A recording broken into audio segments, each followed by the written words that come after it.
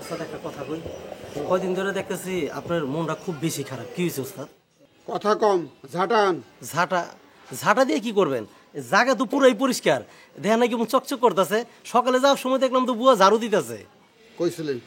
ওস্তাদ সকালে ঘুম থেকে উঠা একটু চিন্তা ভাবনা করলাম ঢাকা শহরটা হাইটা দেখি, ভবগুর্গর অনুভূতিটা কি। কিরকম অনুমতি বুঝলি? না ওস্তাদ, হতাশ হয়ে গেলাম। অন্ধকার অন্ধকার, কালো ধোয়ার মতো অন্ধকার। তোর কপালে এর চাইতে বেশি কিছু নাই। ওস্তাদ এইটা আবার আপনি কি করলেন ওস্তাদ? ঝাঁটা আনতে গেলাম, ঝাঁটা আন। যা।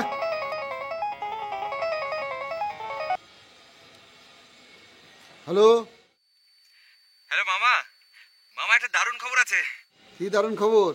আমার কেন যেন মনে হচ্ছে মনীষা এবার আমার দিকে একটু একটু করে ঝুঁকছে মামা। কেমনে বুঝলা? মানে হয়েছে কি, এখন তো অনেক কাজ মামা, আমরা দুজন তো একসঙ্গে কাজ করছি, তো আমি একটা জিনিস লক্ষ্য করেছি যে মনীষা না আমার দিকে একটু আর চোখে বারবার তাকায় মামা। মামা আশ্চর্য, কি হলো মামা, এত আনন্দের একটা খবর দিলাম আর তুমি খুশি হওনি? খেজুর গাছ কাটি আমি আর রস খায় সবাই। মানে কি? কি আর বলবো ভাগনা, আমার কপালটাই খারাপ।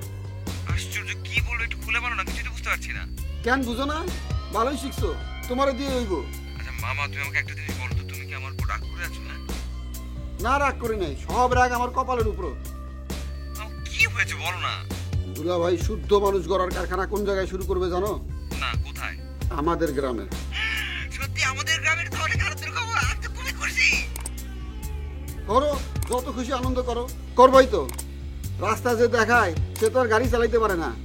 মামা একটা কথা বলবো, তোমারও কিন্তু অনেক বেশি আনন্দিত হওয়া উচিত। আমরা এত বড় একটা কাজ নিয়ে গ্রামে যাবো, তুমি আনন্দিত হবে না? গ্রামে পা দিলে আমার সব আনন্দ ছুটাইব তোর মামি। মামা আমি আসলে বলি কি, তোমার তো আসলে জীবন প্রায় শেষ, মানে একমাত্র কবরে। ভাই কি কইতে চাও স্পষ্ট করে কও। না মামা, ওটা না, আসলে বলতে চাইছিলাম যে আসলে মামি কিন্তু অনেক ভালো মামা। এই, যা।